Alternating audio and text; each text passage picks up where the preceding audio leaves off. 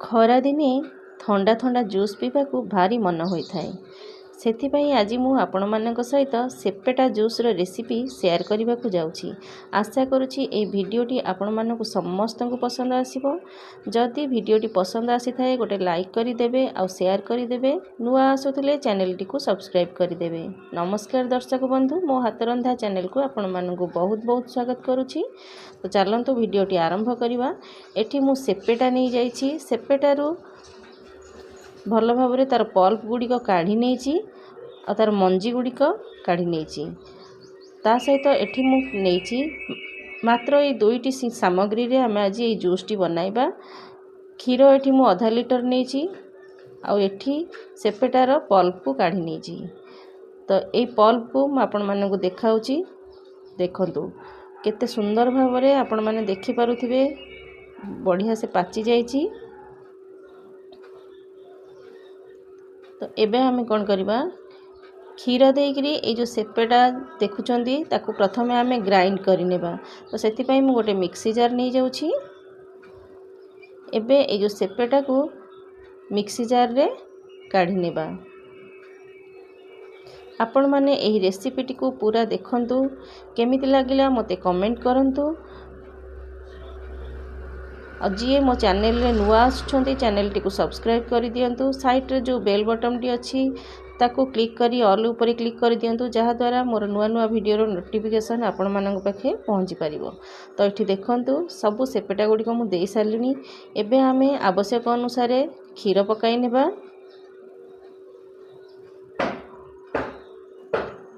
एबे हमें याको ग्राइंडिंग कर नेबा।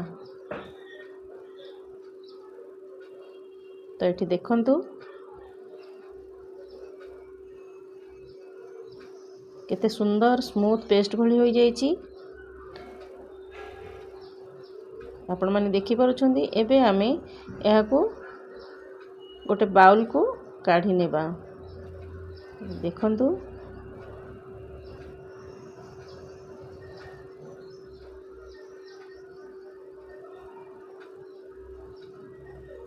जूस टी टिके मोटा अच्छी, तो आम आउ टिके सेथिरे क्षीर दे देबा।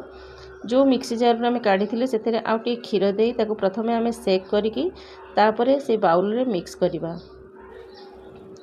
सेपेटा जूस साधारणतः बहुत मोटा रही थाए, तो सेति पई आपण माने टिके कंसिस्टेंसी देखिकरी आपण माने क्षीर दे परिबे। जदि क्षीर न दउछंती तो केवल पानी रे मध्य करि परिबे। एमिति रे सेपेटा बहुत मीठा थाए, सेति पई कि आमे सेथिरे चीनी न देले भी बहुत मीठा लगी थाए। तो एबे आमे एहा को भल भाव रे घांटी नेबा। देखि परछंती केते मोटा रहूची, तथापि मु ताकू आउ टिके भल भाव रे घांटी सेथिरे आउ टिके क्षीर दे देबा। ए देखंतु बाकी क्षीर मध्ये मु देई सारलिनी। तो माने पूरा आधा लिटर क्षीर मु एथिरे देइछि।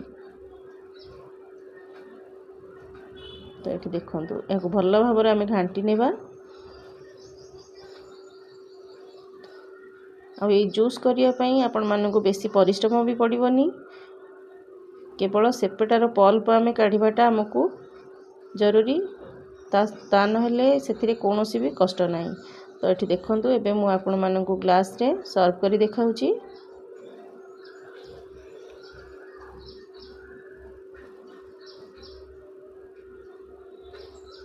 एभली भाव में आपण माने ए जूस टी को निश्चय बनाइबे। जूस टी केमती लागुची मते कमेंट करी निश्चय जणाइबे। तो हमर जूस रेडी होई गेला। एबे आमे एमती आइस क्यूब्स नबा, सेथिरे गोटे जोड़े लेखा पकाई ठंडा ठंडा सर्व करिबा। पीबा को बहुत भल लागिबो। तो ये देखंतु आमर सेपेटा जूस बिल्कुल रेडी हो जाइची। एई भली भाव में आपण माने बनांतु, पियंतु। जदि मो चैनल रे नुआ आसुछंती चैनल टी को सब्सक्राइब कर दियंतु। तो देखा हबो मोर आ गोटे नुआ एपिसोड रे नुआ रेसिपी सहित। रहुची नमस्कार, जय जगन्नाथ।